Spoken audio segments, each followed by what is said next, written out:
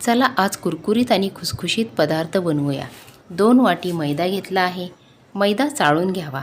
त्यामध्ये थोडा ओवा व कसुरी मेथी हातावर थोडी घासून टाकावी, म्हणजे स्वाद छान येतो.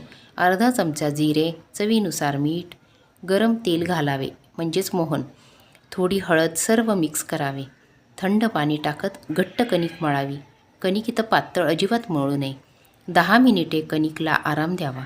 मग समान भाग करत एक पोळी पातळ लाटून घ्यावी व काट्याच्या मदतीने टोचा मारून घ्याव्यात. चौकोनी किंवा त्रिकोणी हव्या त्या आकारात कापून घ्याव्या व तेल गरम करून त्यात सोनेरी रंगावर तळाव्यात. चहाबरोबर फक्त बिस्किटच का खायचे, तर असे पदार्थ तुम्ही बनवले तर चहासोबत खायला मस्त मजा येईल. आणि बनतोही हा पदार्थ कुरकुरीत.